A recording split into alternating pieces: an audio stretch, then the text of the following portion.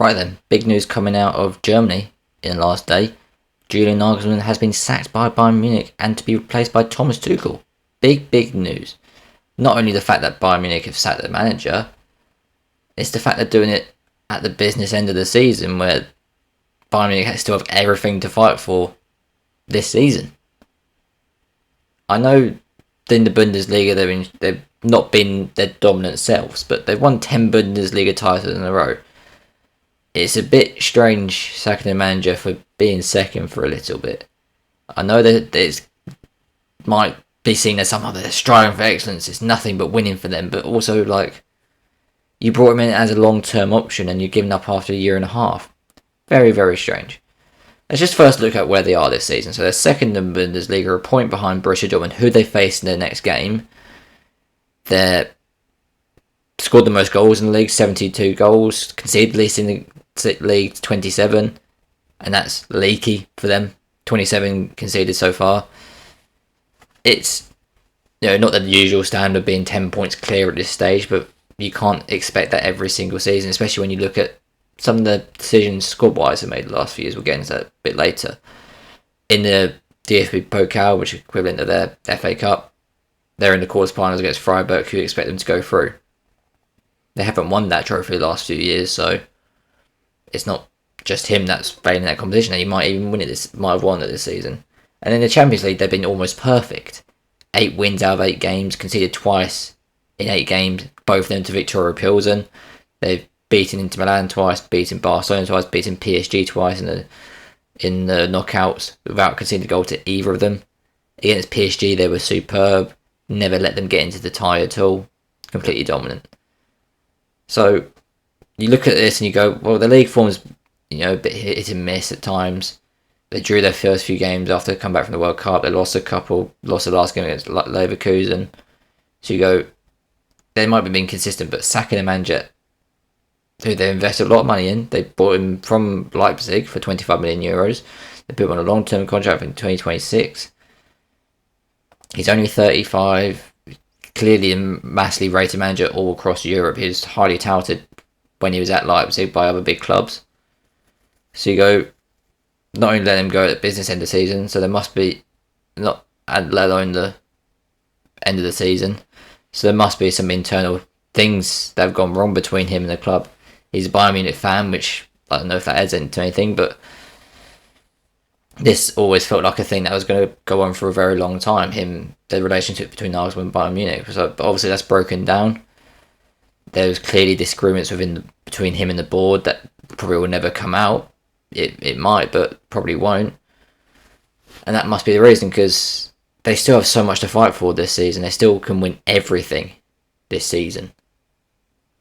And they were probably on course to win the Bundesliga. Dortmund probably dropped off. They won't be able to keep up the form that they currently keep, and they've won every single game since coming back from the World Cup. They're never going to do that. Bayern Munich can do that. Against Man City, they've shown they can do very well against big teams. I would have given them a good chance. And yeah. So let's look at the reasons why maybe it didn't work out as well as maybe people thought. I don't know why, but people thought bringing Nagelsmann meant Bayern were going to dominate Europe and everything. They got knocked out of Villarreal last year in the Champions League. But it never really clicked with players. I don't know. Nagelsmann's a very specific type of manager. He wants specific things. He's all about the attack. He's very weird with it. He shifts everything in game, 3 at the back to 4 at the back, asymmetric, all this stuff, too complicated for any of us to understand. It never really clicked with Bayern players. Maybe one of the thoughts for getting Tuchel is he kind of simplifies it a bit more. That's kind of just what you need. You got the best players. There's no need to overcomplicate things, and maybe that's part of it. They thought they do have the opportunity to win things now. If we get someone like Tuchel who kind of just simplifies it a bit, it might work out a bit better. Maybe also the age. He's 35. He's near the same age like Thomas Müller and Manuel Neuer.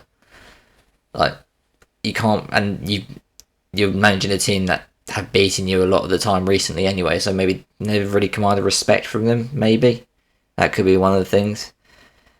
And disagreement with the boards, but Just very, very strange. They had a 20-game unbeaten run until recently. It's very, very strange this happening right now. But he has been a bit done over in certain aspects. They replaced Lewandowski with nobody. They brought in Sadio Mane, and he's a winger, he's not a striker. They brought in Matthias Tell, who's very, very young, very talented, but you can't rely on him. You know, defence centre-back, he likes playing three at the back sometimes, but there's not really much depth there. They brought in De Ligt, but there's not much depth there to, play that consistently. Midfield, they got in some players to bits they've loaned out now. Gravenberch hasn't really worked out. There isn't much top. There's a lot of very good players, but there's no world star player, maybe apart from Kimmich. There's no world star player. Musiala's come through. Like Gnabry, Sane, Müller at this age, Alphonso Davies, Cancelo, Goretzka. They're all very good players, and as a collective, very, very good. But there's no one player, apart from maybe, like I said, Kimmich, that is, you could say, top 2 in their position in the world. That's just one of my thoughts. And the fact their attack has actually gotten better in the Bundesliga this season without Lewandowski, it's just something that shows how good Nagelsmann is as an attacking coach. They've got better playing Choupo-Moting up front than Lewandowski. Still averaging 2.8 goals a game in Bundesliga.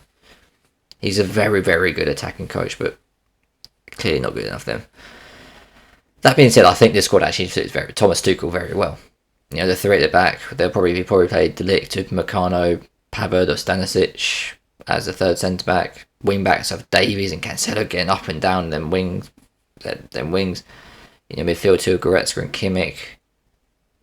A mix-up of front three, you can have Musiala, Gnabry, Sane, Müller, Choupo-Moting.